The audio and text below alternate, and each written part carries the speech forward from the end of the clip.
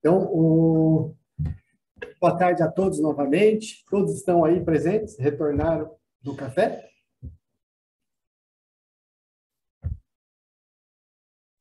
Ok, professor, Já, estamos né? aqui. Então, pessoal, vamos dar continuidade. Acho que não sei se todos conseguiram ler aquele material, né? Mas era para ter uma discussão aí sobre perspectivas dos projetos, né, de infraestrutura no país. E então nós vamos agora, eu vou compartilhar a tela novamente aqui, tá? E tem acho que o Ian que pediu, né, Ian? Você está vendo aqui sobre o trabalho final?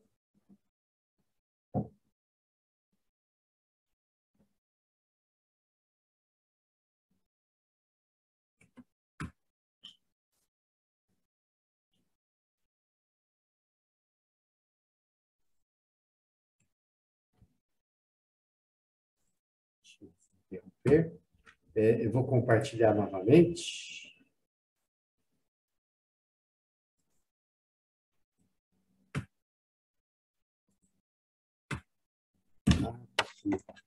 Eu estava com fone de ouvido.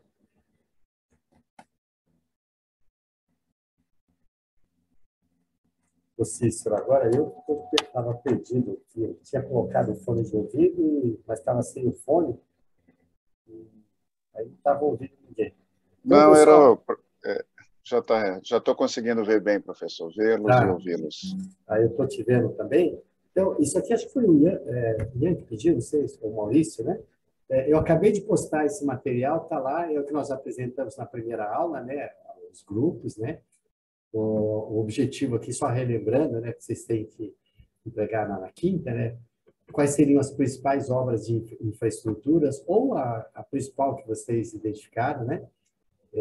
Seria bom vocês comentarem no trabalho, mesmo que foque uma obra só, mas falar assim, ó, essa obra custa tantos bilhões, mas o que a gente queria para a região precisaríamos de tanto. Tem que estimar de alguma forma, né? Necessárias para tornar uma potência verde em meados desses séculos. E aqui eu coloquei um modelinho, tá? Que vocês pediram em arquivo PowerPoint editado. Então, aí vocês fiquem à vontade e ficam aguardando, né? Esse quadrinho aqui, vocês são especialistas agora, o que é ROI, né? O que é WACC. E vocês verificam que vocês aprenderam que se você usar mais capital de terceiro, que é o conceito de alavancagem, que o curso de finanças sustentáveis foca, né? Além de ter benefícios fiscais de imposto de renda, o custo de dívida é menor do que o custo do capital próprio. Capital próprio é expectativa de dividendos, que é muito grande, tem o risco do negócio. O capital terceiro é considerado um capital sem risco, que o risco é do outro. Então, por isso que ele tem que te cobrar, né? E se você aumenta a participação do capital terceiro, você reduz o WACC, e comparado com o ROI do projeto, te sobra mais. E aí o valuation da empresa é maior, o preço da ação sobe, né? Então, está aqui. Então, eu vou pedir para o Rodrigo novamente, vamos abrir agora as reuniões em grupo, e vocês podem continuar discutindo aquela provocação que foi feita, né, antes do intervalo, se era mitigação ou adaptação, né? Só que num contexto agora, aproveitar para falar sobre o trabalho. Então, como vocês praticamente não têm tempo para fazer reuniões, né? Então, como o seu projeto está relacionado com mitigação e adaptação, e vocês já ficam, já conversem sobre os aspectos aí, o que vocês estão pensando para apresentar. Obviamente que tem mais a aula de amanhã, tem mais algum conteúdo aí para vocês acrescentarem até a apresentação. Então, mãos à obra. Vamos lá, Rodrigo. Por favor, pode compartilhar. Pessoal, salas abertas. Olá, pessoal. Então, bom retorno. Eu conversei aí com alguns grupos. Acho que tem gente aí que está nos finalmente, tem gente que está ainda fechando. Então, antes da gente dar continuidade, né, ao conteúdo previsto para hoje, O grupo 1 está presente? Tem algum comentário sobre o trabalho? Alguma dúvida? Ou se está tudo em ordem? Só da questão, professor, dos dados financeiros, depois a gente for colocar para fazer o... aí só uma dúvida que eu queria tirar, é que aí fala ali da questão de financiamento, a gente vai ter que fazer o projeto, né? E aí só essa parte aí que eu tô meio... Qual que é o projeto mesmo? O nosso é da região norte. Isso, mas qual que é a obra, a infraestrutura que vocês vão fazer?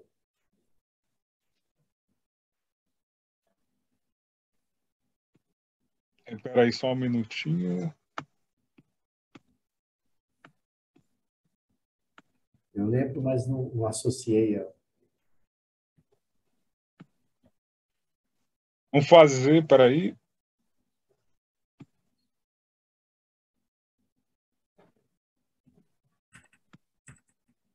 Bom, pode ver depois também. Isso, depois a gente vê com calma. Tá, e questão de valores, vocês não se prendam à realidade. Saneamento básico. Legal. É o problema do Brasil, principalmente lá. Então, quanto sairia essa obra para essa região? Pode estimar valores, a gente não tem ideia. Acho lá dos milhões, bilhões, em dólar, fica mais fácil. Então, se do lado esquerdo, um quadradinho, sei lá, 500 bilhões, não sei se é isso. E aí, do lado direito, como que vocês vão financiar? Uma parte de recurso próprio e uma parte de terceiros. O próprio, então, vamos supor, vocês vão montar uma empresa que não é o governo, pode ser uma sociedade de propósito específico. Então, quem que é dono do capital próprio? O governo, talvez uma parte, sócios, investidores, né? Vocês podem emitir ações. E na parte, no capital de terceiro, o saneamento, com certeza, deve estar atrelado às metas do ODS, então vocês vão ressaltar todos esses aspectos. E aí pode usar a criatividade, olha, vamos usar um pouquinho de empréstimo tradicional, vamos usar aqui empréstimo subsidiado pelos bancos, vamos usar aqui emissão de títulos verdes, títulos de sustentabilidade, etc., né? E aí o resto é a criatividade de vocês, né? Tá bom, obrigado, Marcos.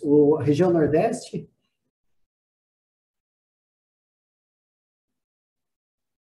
Tem alguém da região Nordeste agora? Só o Cícero. Não, professor, temos aí o Cleiton e a Ana também. Ah, tá. Até eu. Opa! Aí o Júlio. É o maior grupo. Então, vocês têm alguma coisa para comentar ou está tudo em ordem? Não, a gente estava vendo a questão do enquadramento, né, da mitigação e adaptação, conversamos. Qual no que é o nosso projeto caso, mesmo? Um projeto de energia eólica, né, energia limpa. Então, assim, os conceitos eles se interrelacionam de certa forma, né? Mas no nosso caso, eu acho que é bem característico da mitigação mesmo, né? Que são ações no sentido de reduzir emissões. Isso. Então a gente fechou isso e também começamos a layoutar a apresentação propriamente, né? Talvez legal, o Cleiton queira falar alguma coisa mais, enfim, a Ana. Tá bom. Tem mais algum comentário? Aí. Tá bom, tá ótimo, perfeito. Então, estamos aqui na expectativa. Eu lembro que eu li um livro de energia, tinha um conceito lá chamado coincidência espacial. Eu lembro, o que é isso, né? O lugar que mais precisa de energia é onde não tem, né? E o Nordeste, acho que tem sol, é a maior área de sol, né? Mas legal. Grupo 3, Centro-Oeste.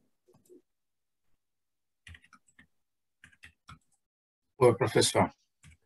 Tá. E como que está o trabalho? Está bem adiantado na parte de levantamento das informações para compor aquele relato integrado, né? A gente só está com um pouquinho de dificuldade para montar o modelo financeiro, porque eu estou tentando utilizar o máximo possível os dados reais. Porque como eu estou tratando da Ferrogrão, né? Quer dizer, nós estamos tratando da Ferrogrão, As informações são públicas, né? Tem lá no site da NTT, o material que foi para consulta pública, tem o modelo econômico financeiro da Ferrogrão. Só que é um modelo de 69 anos, onde todo o pesado do investimento é nos 9 primeiros anos e não tem receita, né? E a receita começa a entrar depois. Então, está pensando em trabalhar com o fluxo, com o modelo a valor presente, trazer todos esses valores, esse fluxo de receitas, de investimentos, de custos operacionais, trazer tudo a valor presente, que tem no próprio modelo, e tentar trabalhar com esses números, que aí representa o projeto como um todo. Tá. Uma dica, não se prenda muito a cálculos precisos, que não é o objetivo, né? Mas olha a ideia e mostrar que é viável o projeto em todos os aspectos, que não só o governo tem interesse, mas a própria população, investidores, né? Legal, eu estou curioso. Então, perfeito. O grupo 4, região sudeste?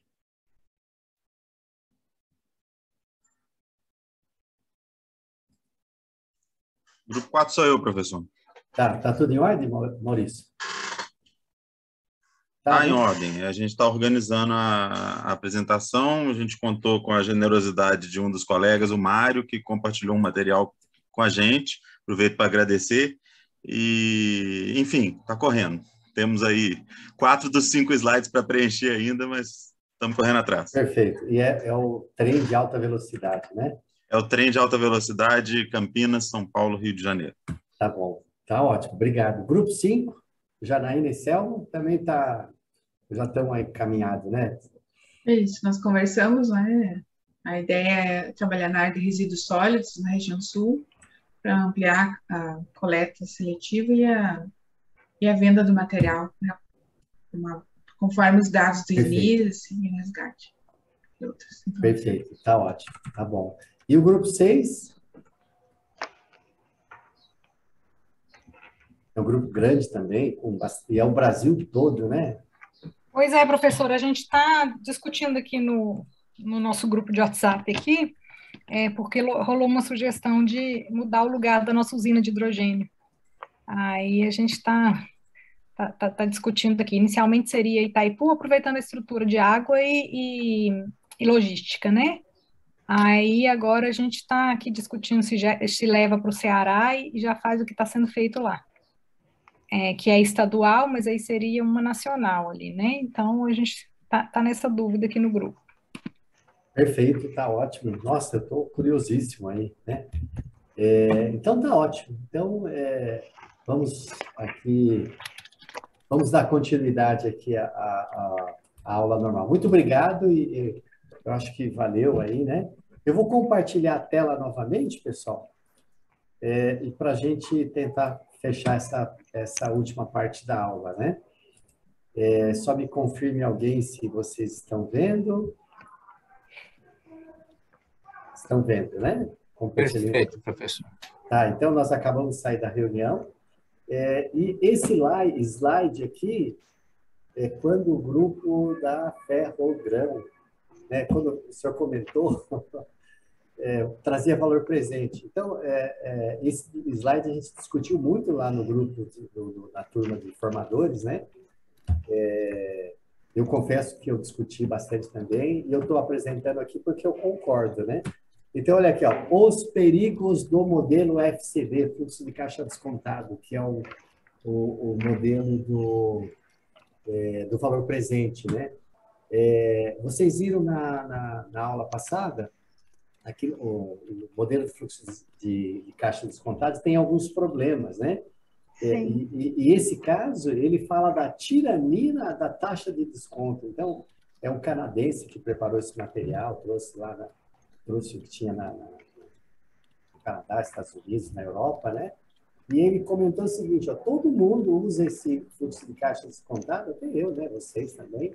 E a gente não olha os perigos que ele tem. Um deles é a tirania da taxa de desconto. E quando você falou aí do projeto de 69 anos, você vai fazer... Quem que falou mesmo o seu nome? É da Ferrogrão? Mário, né, Mário? Quando você traz a valor presente alguma coisa de 69 anos para cá, matematicamente, é quando a curva ele tende ao eixo X, ele tende a zero. Então, assim, matematicamente não tem erro, ele tende a zero, mas nunca encosta o eixo X.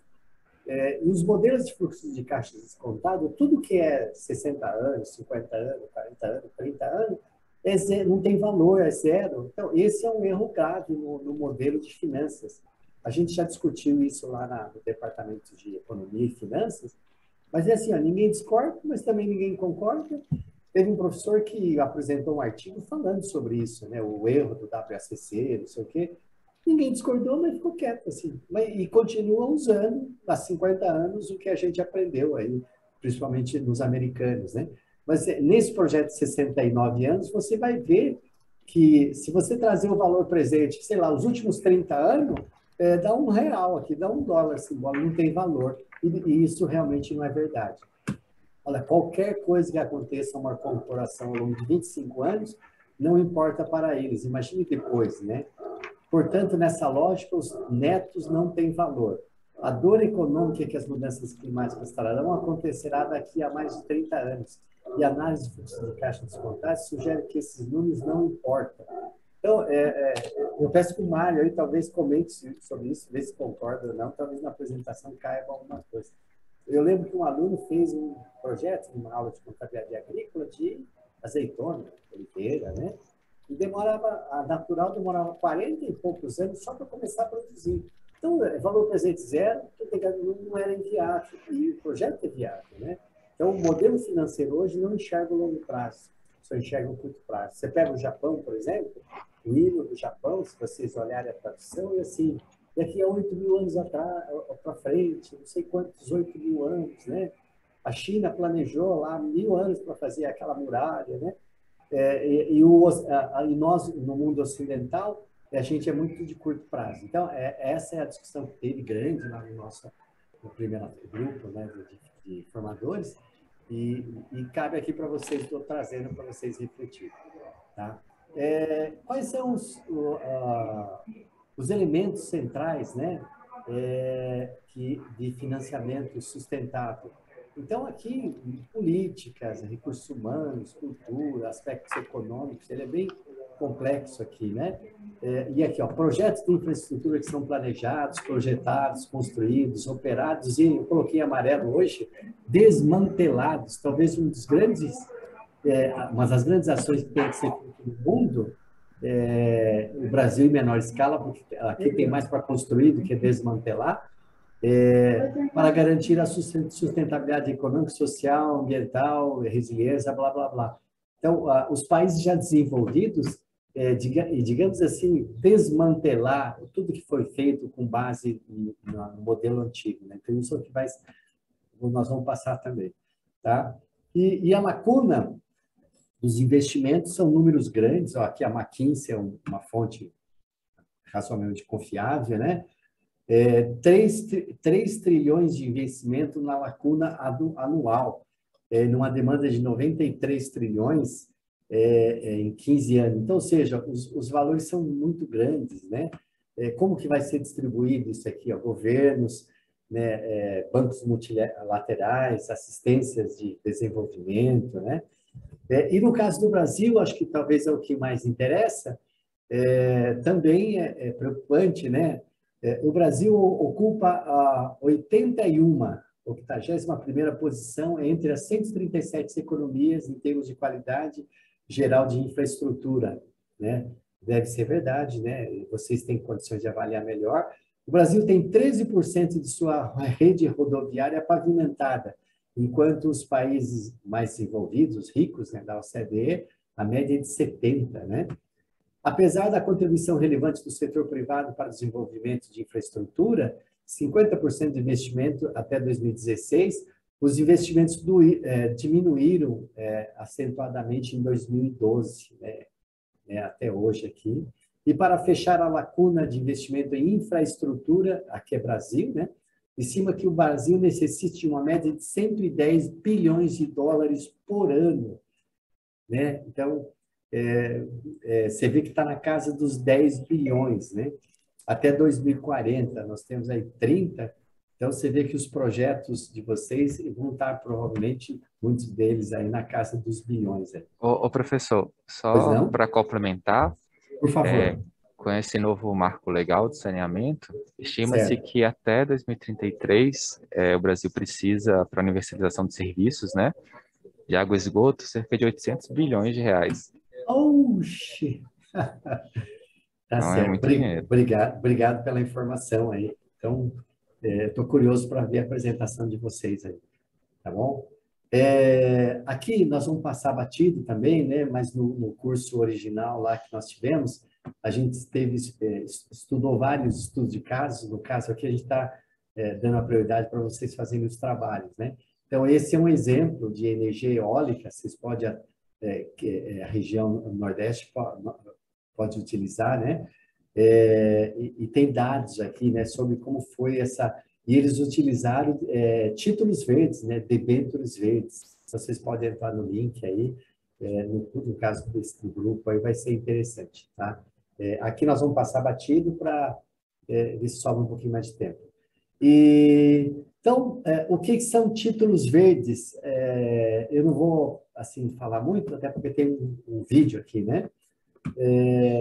Então, a estruturação do financiamento sustentável da infraestrutura. Então, todos estão olhando aqui o lado esquerdo do balanço ativo, sei lá, 50 bilhões de dólares é o custo desse projeto. E o lado direito, vamos imaginar que 30% é capital próprio e 70% é terceiro. Então, os títulos verdes entram no capital de terceiro. Então, o que são títulos verdes? São instrumentos de renda fixa. Então, isso aqui é um título de renda fixa. Então, se você está sobrando dinheiro, você pode entrar no banco, lá no aplicativo, né? E você aplica em renda fixa, renda variável, né? Então, os títulos verdes vão entrar como título de renda fixa e a tendência, esperam que esses títulos eles sejam muito mais procurados e rentabilizados no futuro. Então, olha só, a ideia assim, é transformar um grande problema, o que tem que se fazer com os ODS, né? Numa grande oportunidade de criar um mercado paralelo, de alavancar o mundo financeiro, principalmente nos países pobres, para resolver, né? Deixar um nível de qualidade de vida elevado, com saúde, educação e tal.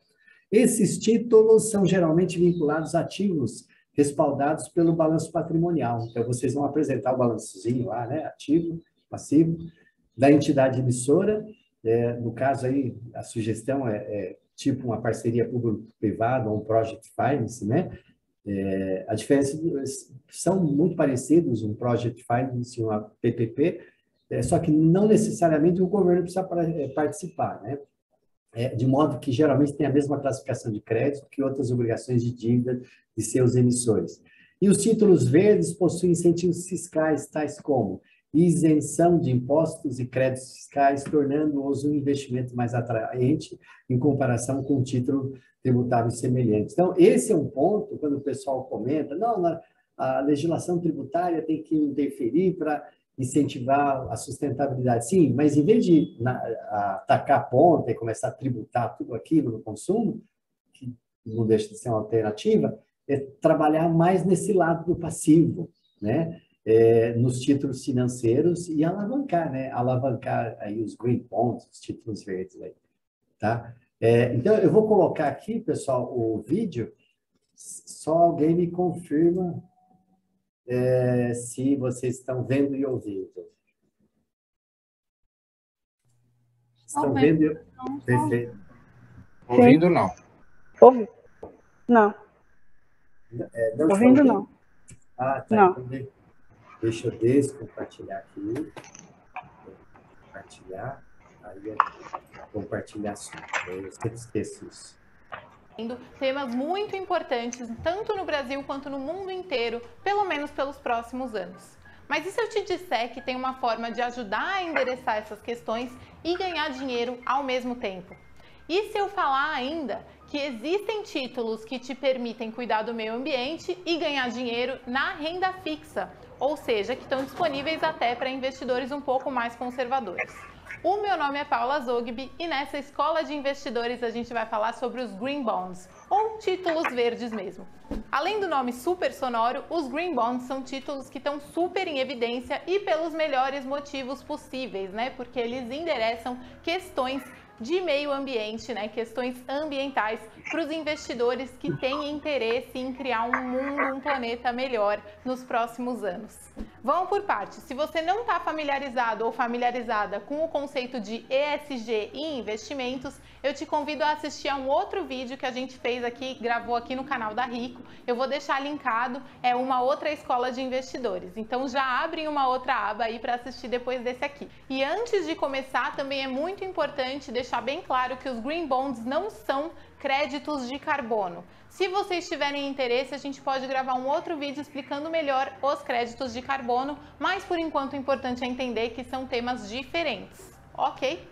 Entendido tudo isso, vamos falar sobre os Green Bonds especificamente. Eles nada mais são do que títulos de crédito, né, títulos de dívida, que investem os recursos que eles arrecadam em projetos direcionados à preservação do meio ambiente ou outros temas, né, mas principalmente aí a questão climática. Ou seja, quando o investidor escolhe um Green Bond para investir, ele está escolhendo um projeto de uma empresa ou até mesmo de governos para aplicar recursos, e esses recursos vão ser usados de uma forma sustentável, né? Serão usados aí para projetos que preservem o meio ambiente, ou que replantem, ou que lidem com as questões ambientais de alguma forma. Alguns temas que os Green Bonds financiam são, por exemplo, transporte limpo, energia limpa, preservação da biodiversidade, enfim, deu para entender o espírito, né?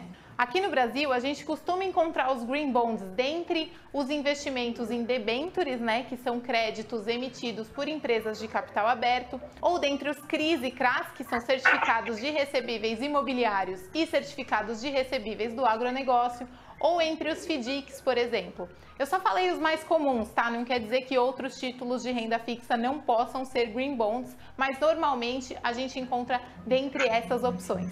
As emissões desses títulos, então, que são categorizadas como Green Bonds, investem prioritariamente ou majoritariamente ou até somente em projetos que endereçam questões de meio ambiente, né? Questões ambientais. Para isso, elas passam por uma avaliação bem crítica, tá? Tem empresas, consultorias que olham para esses títulos, avaliam os projetos em que eles vão investir para ter certeza que eles vão ter algum impacto positivo no meio ambiente. Depois de olhar tudo na lupa, essas consultorias vão certificar ou não que esses Green Bonds são realmente verdes. Então, se você está vendo ali uma emissão que se diz Green Bond, ela passou por todo esse escrutínio aí antes de entrar no mercado. Se você investir num Green Bond, a sua rentabilidade vai ser igual ao mercado de renda fixa tradicional. Ela pode ser pré ou pós-fixada, pode ter uma data de vencimento, enfim, você vai saber aí qual vai ser a remuneração de antemão, mas não necessariamente você vai saber exatamente o quanto vai render, depende aí do formato em que ela remunera. Você também vai ficar sabendo qual que é a garantia da dívida, né? Se for um CRI, por exemplo, tem uma garantia aí em um imóvel, né? Se for um CRA também tem aquela produção agropecuária como garantia, igualzinho a outros títulos de renda fixa.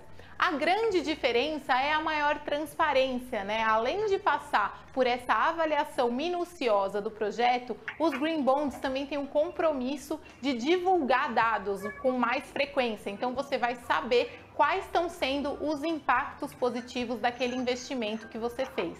Por enquanto, você encontra mais os Green Bonds dentro de fundos de investimento, né? Os fundos de investimento são os maiores investidores dessa categoria de títulos, mas com certeza essas emissões vão crescer cada vez mais, vai ser cada vez mais fácil de encontrar Green Bonds para você, pessoa física, investir no mercado. E elas também são bastante divulgadas, né? Porque as empresas também têm interesse que as pessoas e os investidores saibam que elas estão criando projetos aí de impacto positivo para o meio ambiente.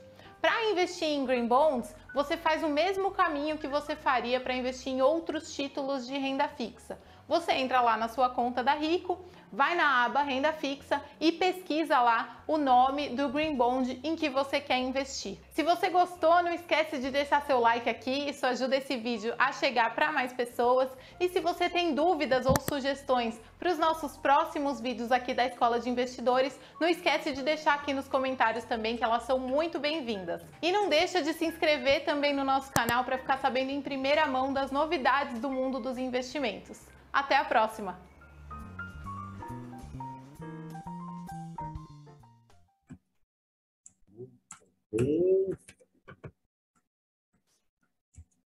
É mais fácil isso aí. Então, esse videozinho aí, acho que deu um resumo, né, um panorama sobre o que é. Então, eu vou compartilhar novamente aqui a tela. Só que eu esqueci de sair, né?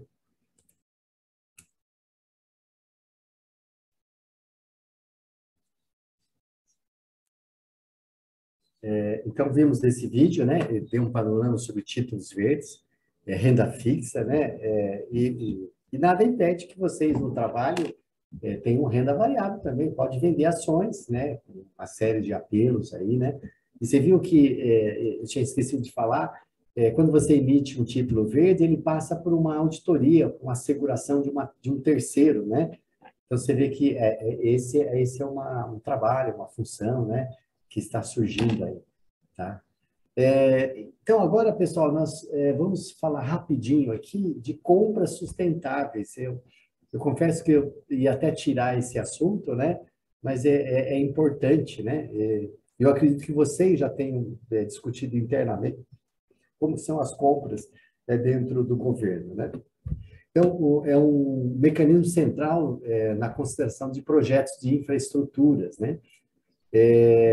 Incorpora considerações de sustentabilidade em todo o processo de aquisição. Então, essa é uma decisão até que o governo federal está utilizando, né? Potencial de mercado representativo no PIB, né, dos países da OCDE, e assegurar que os valores são fundamentais para empresas que sejam transferidas através da cadeia de suprimentos.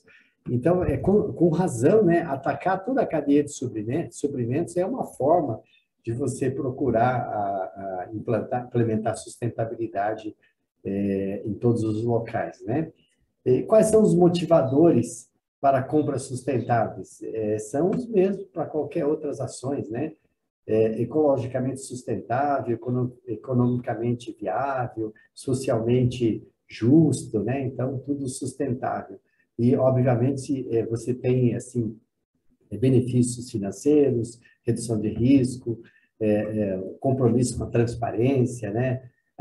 Os stakeholders e tornar atrativo, né? E essa geração brasileira, pós-Rio 92, pós-Rio +20, né? Os filhos de vocês, os netos, com certeza, eles têm, assim, uma predisposição ao que não é sustentável muito pequena, né? Então, uma rejeição, né? Então, ele já tem essa mente, né, de enxergar um mundo mais sustentável, tá? Aqui é só exemplo também, né? Eu lembro que no curso original nós ficamos lá uns 15 minutos discutindo, um exemplo de um caso de compras sustentáveis na África do Sul, é um programa de aquisição de produtos independentes de energia renovável, né? Então, aqui é mais como exemplo, se vocês quiserem depois consultar, tem aqui, né? Os ODS, eles estão em tudo, então, em relação a compras, né, está diretamente ligado em toda a cadeia, e o ODS 12, né, consumo sustentável, né, produção sustentável. Então, o ideal no trabalho é que vocês tenham uma noção clara de quais são os principais ODS que estão diretamente envolvidos. E vocês aproveitem isso para explanar as vantagens do projeto, né? Não só em questões de governança, mas em questões de benefício, né? De atratividade. Foi feita uma pesquisa, né? De quais seriam as necessidades dos ODS e responderam aqui, ó, em primeiro lugar, rótulos, né? Certificados verdes, monitorar, né, os relatórios da implementação, né, da sustentabilidade, o engajamento com as mudanças climáticas, né? O aspecto, né? Você está envolvido, linkado aí com os aspectos sociais e ambientais, treinamento das pessoas, né? Então, eu acho que vocês, pelo que a gente viu aí pela ENAP, né? Todos vocês já têm, a gente olhou pelos currículos e pelos comentários, já tem um nível de consciência assim bastante grande, né, sobre o que está acontecendo no mundo e o que precisa ser feito, né? Então, compras não seria diferente.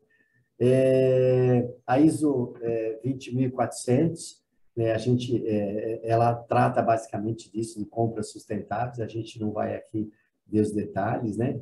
Mas acho que vale a pena pelo menos comentar, né?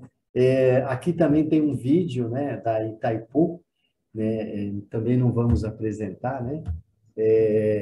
Sobre como que está sendo implementado, né, o sistema de compras na Itaipu, né? Mas já vale como material de pesquisa, se vocês quiserem pesquisar em outras, né? Aqui também, compras sustentáveis no Brasil, acho que vocês também, nós vamos passar, mas tem um artigo, né, da revista Escola de Gestão, que já foi feita uma publicação científica pesquisando, né, as principais razões, as conquistas, né, de implementar as compras sustentáveis no governo, no Ministério Público Federal. Tá? A gente vai deixar isso para vocês pesquisarem, mas vale a pena, né? Então, vão sobrar alguns minutinhos para alguns comentários e para vocês começarem a fazer o quiz, né? Então, resumindo a aula de hoje, até que foi dentro do previsto, o que nós pudemos, vocês revisaram o conceito de desenvolvimento sustentável e refletiu sobre as obras de infraestrutura, refletiu um pouquinho sobre os principais conteúdos do Acordo de Paris, que ao longo de todo o curso, né, e principalmente a transferência de recursos dos países desenvolvidos para os países em desenvolvimento e através de instrumentos financeiros. Conhecer um pouco, né, sobre os principais instrumentos verdes. No curso original, onde eu trouxe esses slides, lá a gente discutiu em mais detalhe, porque são pessoas do Banco Central, do BNDES, né, até porque eles estão envolvidos nisso, né. Então, o pessoal fala, não, mas isso não é um título verde, confunde com título de sustentabilidade.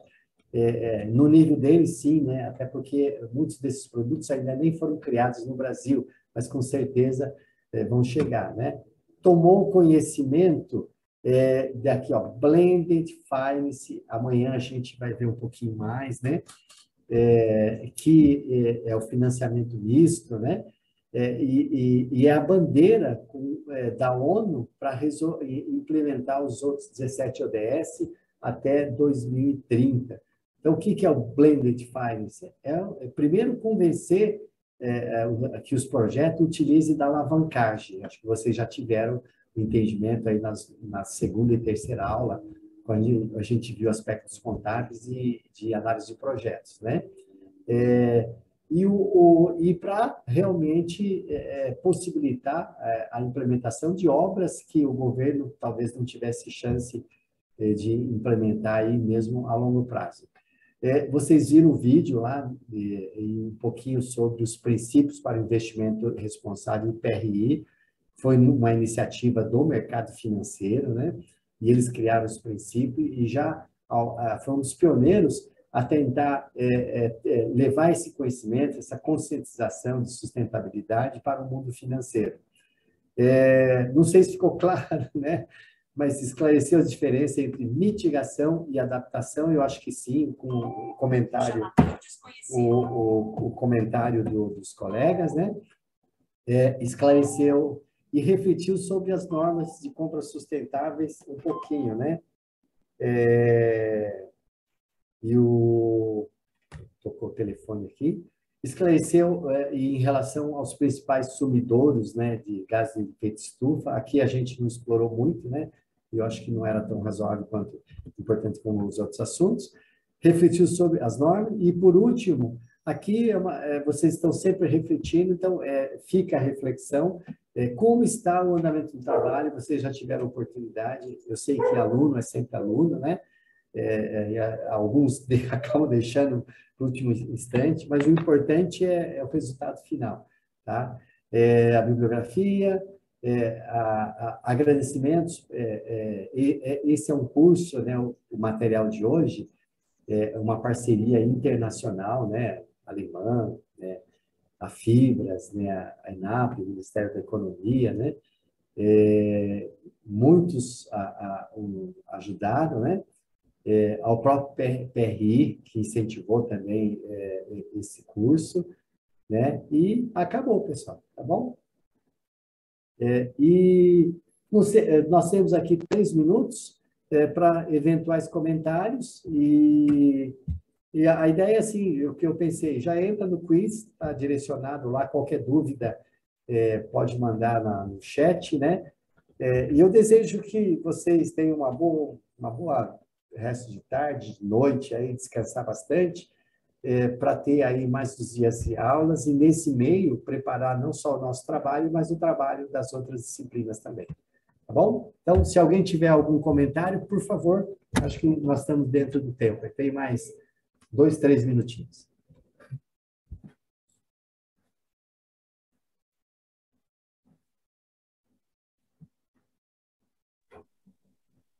Ok, professor. Obrigado, então. Uma boa tarde para o senhor também. Ok, pessoal. Boa tarde. Obrigado, né? Até logo. Então, vocês podem entrar no quiz e até amanhã, né? Até amanhã. Tá, Obrigada, professora. Até amanhã. Professor. Obrigada, professor. Até amanhã.